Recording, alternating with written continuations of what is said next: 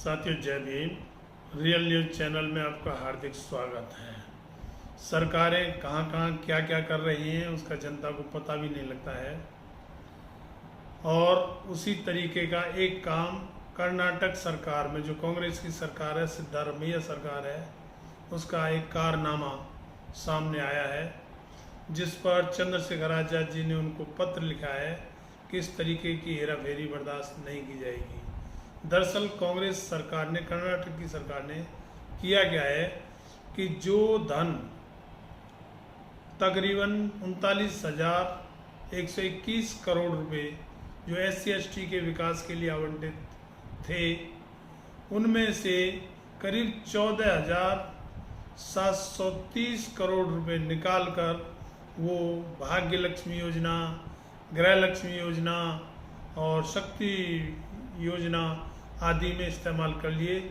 जो राहुल ने जनता को जो 5 गारंटी दी थी, उसमें SC/ST का पैसा निकालकर उसमें इस्तेमाल कर रही है, जो बहुत ही गलत है। क्योंकि SC/ST की पहले ही हालत ऐसी खराब हो रही है, कहीं कुपोषण से बच्चे मर रहे हैं और कहीं भूखमरी।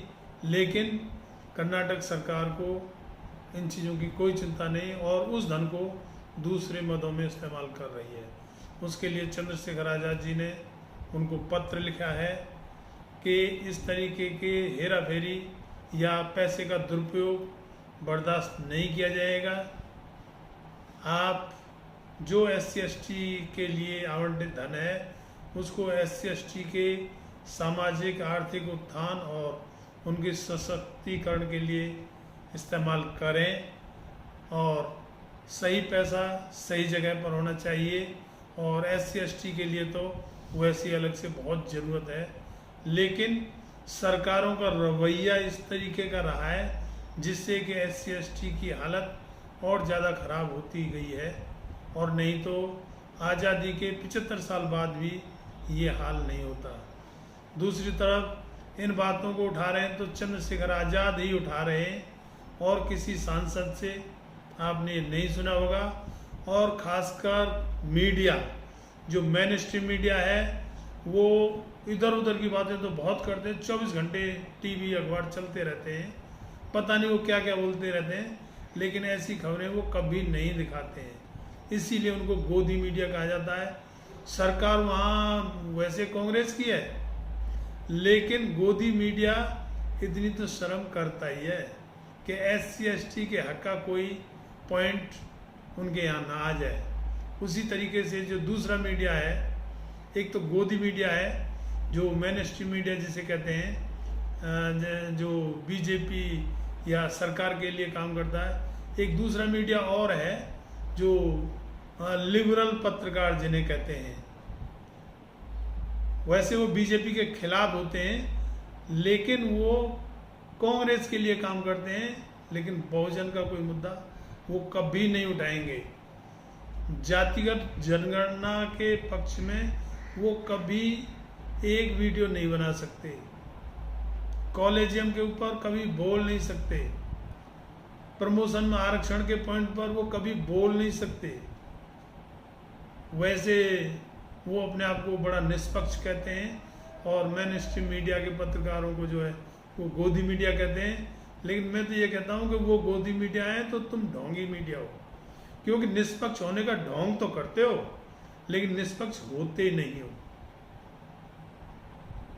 तो इस तरीके से चंद्रशेखर आज़ाद काम कर रहे हैं।